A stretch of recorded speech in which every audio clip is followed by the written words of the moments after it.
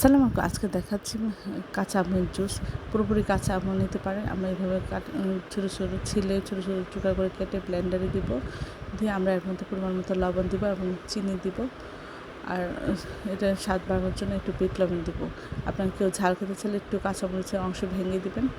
তারপরে এটা সামান্য একটু পানি দিয়ে এটা ব্লেন্ড করে নেবেন। ভালো করে ব্লেন্ড করে নিয়ে এটা আমরা এখন বিট লবণ দিচ্ছি। সামান্য আমরা বিট করে এটা আমরা ব্লেন্ড করে আমরা এটি ছেঁকে নিব। তাহলে তৈরি হয়ে একটা ফ্রেশ জুস আমরা পেয়ে যাব। আর এর মধ্যে পরিমাণ মতো পানি দিয়ে চিনি দিয়ে আমরা টেস্ট অ্যাডজাস্ট করে নেব। এটা খেতে অসাধারণ লাগে। আশা করি আপনারা একবার হলেও বাসায় এটা ট্রাই করবেন। সবাই আমার চ্যানেলে লাইক করুন, শেয়ার দিন, সাবস্ক্রাইব করবেন এবং প্রিয়জনকে বেশি বেশি করে শেয়ার দেবেন।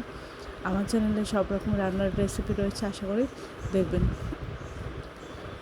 আর এই অসাধারণ রেসিপিগুলি পাওয়ার জন্য আমার চ্যানেলে সাবস্ক্রাইব করে প্রিয়জনকে বেশি বেশি করে শেয়ার দিয়ে রাখবেন।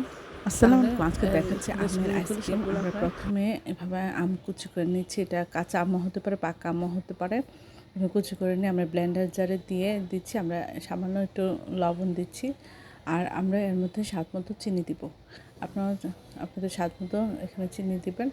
আর দিয়ে আমরা সামান্য পানি দিয়ে আমরা এটা ব্লেন্ডার করে নেব। এখানে বিট লবণ আপনারা চাইলে দিতে পারেন, নাও দিতে পারেন, এটা আপনাদের ইচ্ছা। সব কিছু দিয়ে আমরা সামান্য পানি দিয়ে আমরা এটা ব্লেন্ড করে ছেঁকে নেব। তাহলে একটা পিওর একটা জুস তৈরি হবে। আর এটা আমরা যে আইসক্রিমের মল আছে সেখানে আমরা ঢেলে দিয়ে দিব। এই যে এখন রেডি হয়ে গেল এটা ইয়াতে আইসক্রিমের মলে ঢেলে দেওয়ার জন্য। এখন আমরা আইসক্রিমের মলে ঢেলে দিয়ে দেবো। দিয়ে 5-6 ঘন্টা কমপক্ষে আমরা এটা ডিপ ফ্রিজে রাখবো। তারপরে এটা বের করে আমরা পরিবেশন করব।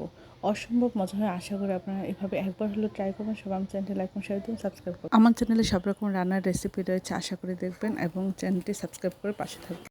রেসিপিটা ট্রাই করবেন। এরকম ছোটো ছোটো করে কেটে নিয়ে আমরা ব্লেন্ডার জারে ব্লেন্ড করে আমরা এভাবে সুন্দর করে ছেঁকে নিয়েছি। ছেঁকে নেওয়ার পরে পরবর্তীতে আমরা চিনি দিয়ে ব্লেন্ড করছি। আর আমরা এর সাথে প্রথমেই চিনি দিই না, আমরা এর সাথে চিনিটা খুব ভালো করে মিশিয়ে নিয়েছি।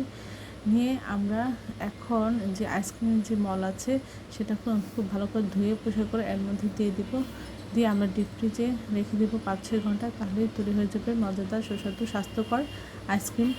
এই ধরনের সুন্দর সুন্দর ভিডিও পাওয়ার জন্য আমার চ্যানেলটি লাইক করুন, শেয়ার দেবেন, সাবস্ক্রাইব করবেন এবং প্রিয়জনকে বেশি বেশি করে শেয়ার দেবেন।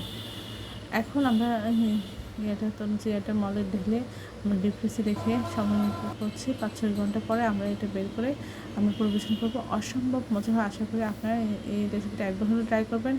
এই তরমুজের সিজনে বাচ্চাদের এই রেসিপিটা করে খাওয়াবেন, তাহলে আর দোকানে কিনে খেতে হবে না।